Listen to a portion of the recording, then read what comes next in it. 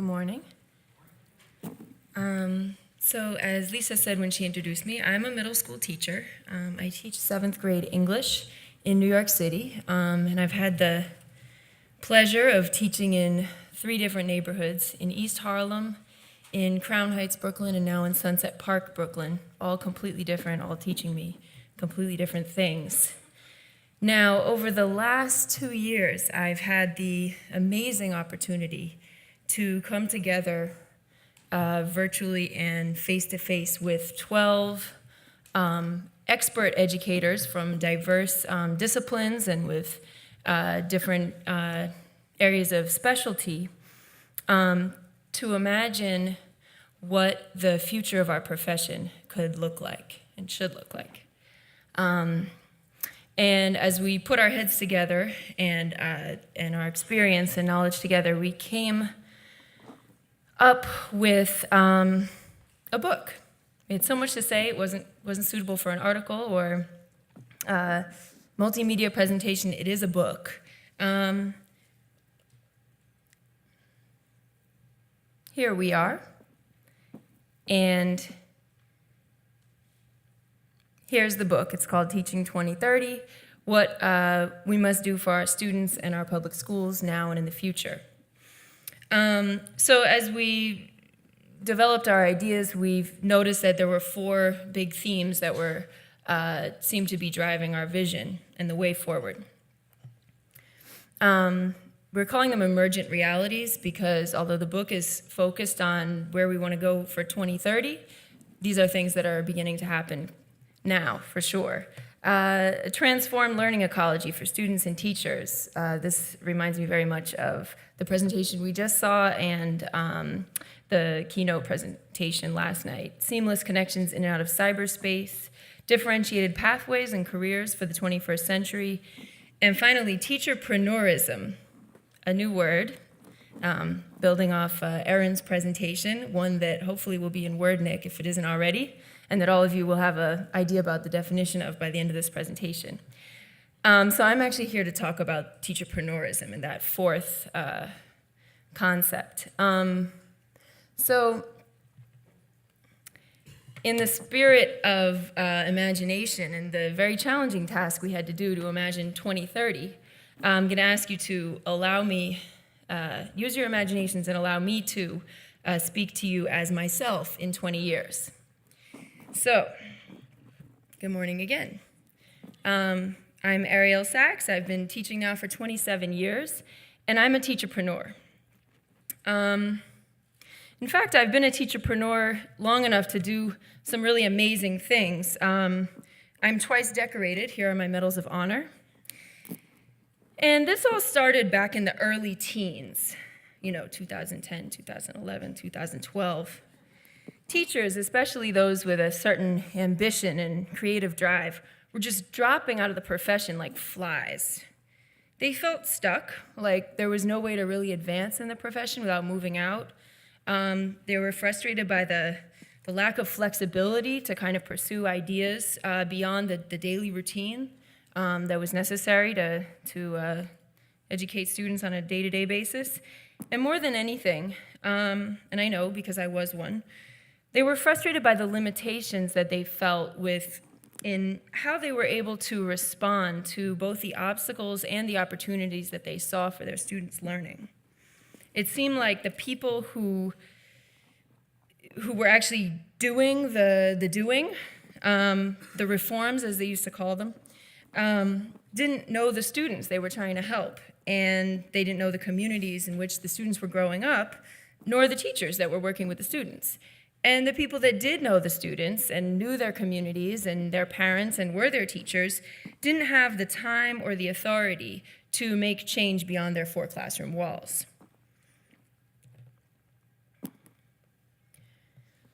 I remember my first teacherpreneurship. This was in Sunset Park, Brooklyn. One of my top students, Khalil, who was not only a top student academically, but he was a leader. An 8th grader, and the type of student who stayed above the fray and was able to be a positive influence on his peers and be respected without being seen as a goody-goody. Well, one day he got jumped after school for his pocket change. And not wanting to be a punk, he talked back to the older boys who were bullying him, and they beat him badly. So the next morning, his mother took him into school, hysterical, and told us what had happened. And because this didn't happen on school grounds, and it wasn't our students who had beat him up, there was really not that much that the school could do. And she did report it to the police, but the police had, much bigger things to deal with, so it just seemed like nothing was going to happen. But it was certainly on our radar. Us teachers, and every 8th grader noticed the change in Khalil. His attendance started to drop, and his grades started to drop. He sat in English class writing stories about violent revenge, and he was not the student that he had been. And then it happened again. A second time he was jumped for his pocket change. Any teacher, when something like this happens to your student, you want to do something, but you're busy, and what exactly can you do? So this was just after my 10th year of teaching, and I had just earned tenure, that is in the new system. That earned me my 15% time. 15% time is like what the company Google gives its employees, where 15% of your work week is spent developing ideas and pet projects, some of which become very successful within the organization, like Google Earth and Gmail. So tenured teachers get 15% of their time to develop their ideas. And one of the things you can do with those ideas is propose a teacherpreneurship. So you write a proposal, you pitch the idea, and then you bid the project, kind of like a contractor bids a project. You say how much time you think you'll need to do it, how much money you'll need for resources, and then you also say how much you think the job is worth. So you're actually negotiating your own pay for the project as well. Depending on the project, you can propose it at the school level, the district level, the state level, or even the federal level. So I hatched an idea for Khalil. I took a survey of students and found out that more than just one student was concerned about safety walking to and from school. Also found out that many students were upset by what they had seen and happened to Khalil, and it affected in an indirect way, affected their motivation in school too. And I also had been working in the community for quite a while, so I knew a few things. I knew that there were elders and parents in the community who were around in the afternoon, and who would be more than happy to look out for students and to have a role with students, with the youth that they felt pretty disconnected from. And I also knew that the older teenage boys, as bad as what they did was, knew right from wrong and wouldn't do that kind of thing in front of their elders. So I used part of the funds to hire a software designer. And what we did was we mapped the routes of the students' walkways to and from school. We also mapped the locations of the volunteers who were willing to look out, just for a 10-minute window of time in the afternoon. I got a cell phone company to donate texters for the volunteers. So all a student or their parent had to do was text in the time that the student was going to leave school that afternoon, and which route they were taking, if there were multiple routes. And then the volunteers could just confirm back that they would be able to watch for 10 minutes on that block. So all this was, happened electronically.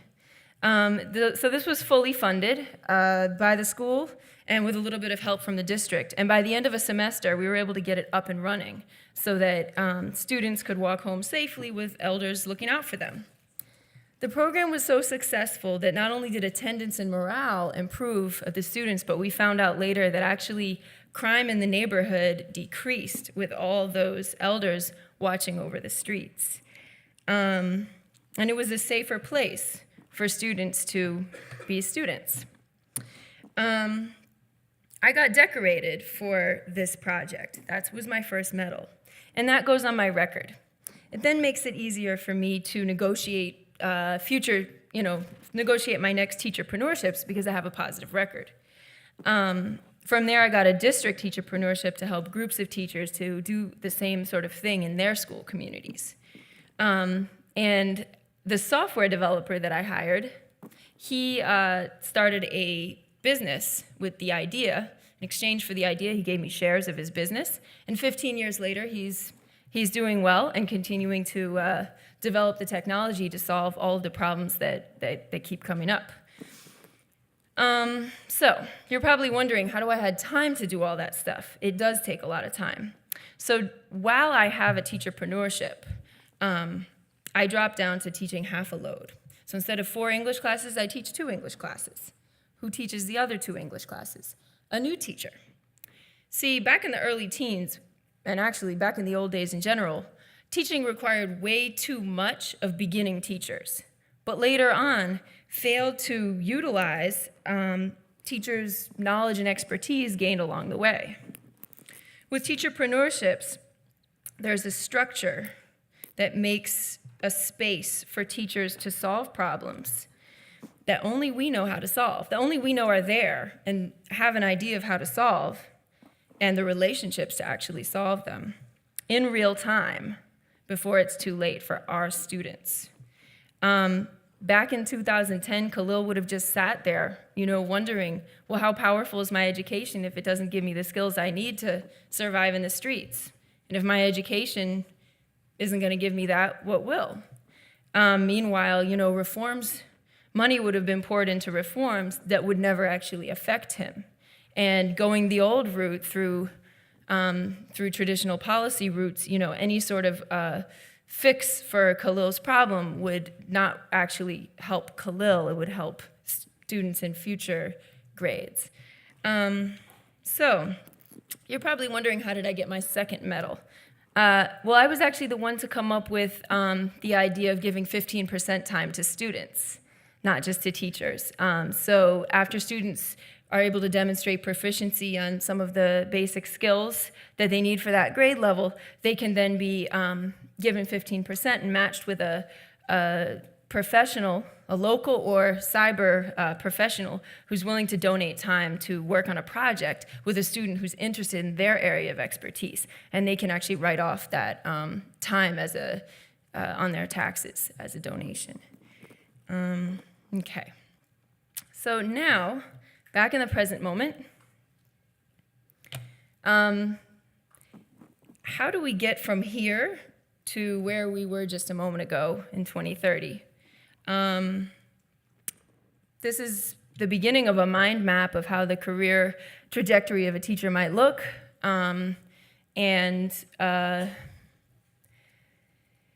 You would begin teaching half a load and shadowing a master teacher. You would then teach for 5 to 10 years and demonstrate your growth and the impact that you're making on students. You would earn tenure. You may also mentor a new teacher during that time, but you would get your 15% time to pursue your interests within the profession. I mean, there would be rules, of course, but it would be unstructured time where you could choose what to do. And then when you have a teacherpreneurship, you would take half a load. You would see the results immediately, go back into the classroom. Some teacherpreneurships could also take an entire year. So you might actually leave the classroom for a year, but not forever. You wouldn't actually have to make a career switch. So this is just a beginning. I invite you all to think about, comment on, and push back on this idea over the next couple of days. I think we also need to just build out the definition of this word. So in the spirit of Erin's presentation, I mean, context is everything, so I want to know about your context and how this might look and work or need to be changed to fit the context, all across this country. But that's exactly what it is. It's responding in real time to the problems, the problems that we see in our own context, and giving teachers the ability to do that. Thank you.